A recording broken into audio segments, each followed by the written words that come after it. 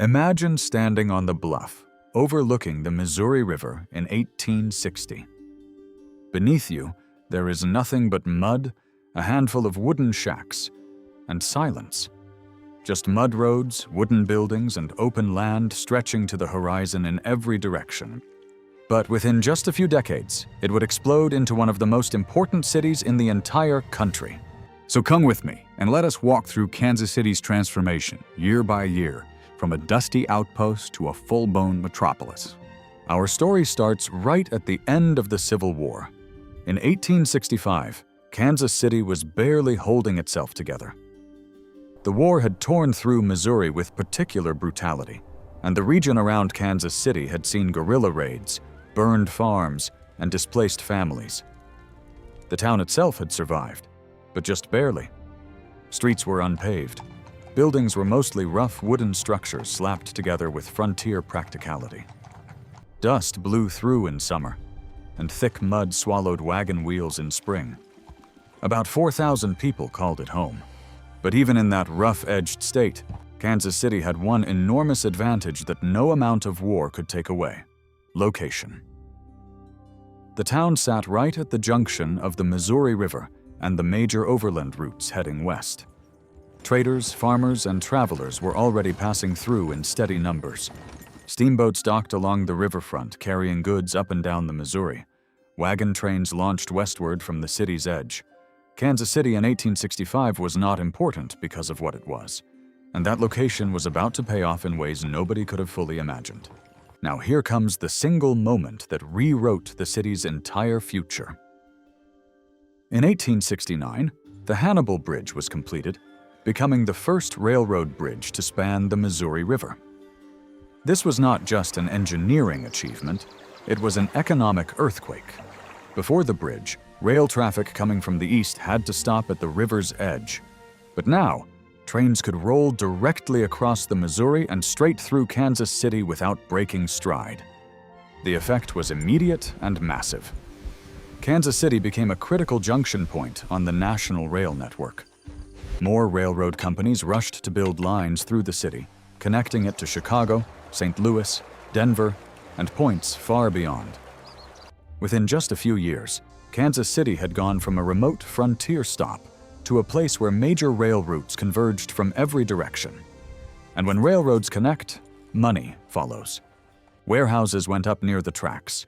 Merchants set up shop to handle the growing flow of goods.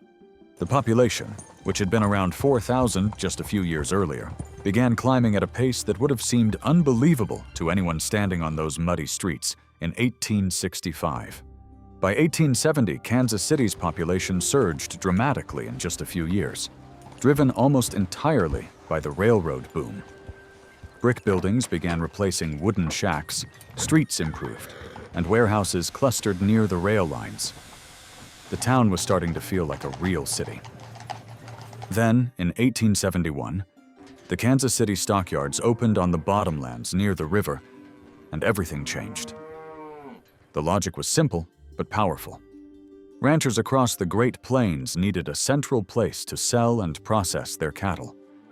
And Kansas City, sitting at the crossroads of multiple rail lines, was the perfect spot. Cattle arrived by train from Texas, Nebraska, and Kansas, were sold, processed in nearby packing houses, and shipped to markets nationwide. The stockyards grew fast. Workers flooded in, entire neighborhoods sprang up, and Kansas City found its economic identity, one built on beef, rail, and hard labor. By 1880, the population had reached over 55,000 people, and the city was humming with energy. Walk through downtown Kansas City in the early 1880s, and you would see a place in constant motion. Horse-drawn wagons rattled alongside mule-pulled streetcars. Workers headed to the stockyards before dawn, while merchants opened shops stocked with goods arriving daily by rail. Construction crews put up new buildings on seemingly every block. Kansas City's central location made it a natural distribution hub. Warehouses filled with dry goods, hardware, and farm equipment lined the streets near the rail depots. By the early 1880s, it had become one of the largest wholesale centers in the entire region. Then, in 1882, a devastating flood swamped the lowlands, damaging the stockyards and surrounding neighborhoods. But the city rebuilt quickly, and the disaster spurred investment in better infrastructure and flood control. By the mid-1880s, Kansas City was evolving far beyond simple population growth. In 1889, the city introduced the first electric streetcar, replacing the older mule-drawn cars. This change was transformative. Before streetcars, people had to live within walking distance of work. Now they could travel several miles in minutes. Residential neighborhoods began spreading outward from the city center, and Kansas City started developing the sprawling shape that would define it for the next century. Subdivisions popped up along streetcar routes, and developers marketed homes to a growing middle class with the promise of a short ride downtown. Kansas City was no longer a compact cluster of buildings around the rail yards. It was becoming a multi-neighborhood city with distinct residential, commercial, and industrial zones. Then, in 1889, the Kansas City Board of Trade formalized the grain trading that had grown alongside the livestock industry. Farmers shipped harvests in by rail, while the board gave buyers and sellers a centralized marketplace. Combined with livestock and meatpacking, the city now had a three-legged economic foundation, making it one of the most important commercial hubs between Chicago and the West Coast. By 1890, the population had crossed 130,000, a staggering number for a city that had been home to just 4,000 people 25 years earlier. Kansas City radiated confidence. New commercial buildings went up downtown, public infrastructure improved steadily, and the stockyards handled record volumes of cattle. The city was attracting national attention as one of the fastest-growing places in America. But in 1893, a severe nationwide financial panic hit the country hard.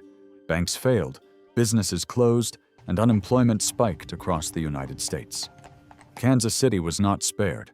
Construction slowed, trade volumes dropped, and the city's breakneck growth temporarily stalled. It was a humbling moment, a reminder that even the most dynamic boomtown was not immune to the larger forces of the national economy. But Kansas City's underlying strengths, its location, its rail connections, and its established industries carried it through. By the mid-1890s, the city was recovering and building again. By 1897, Kansas City's confidence had fully returned, and it manifested in a bold new way.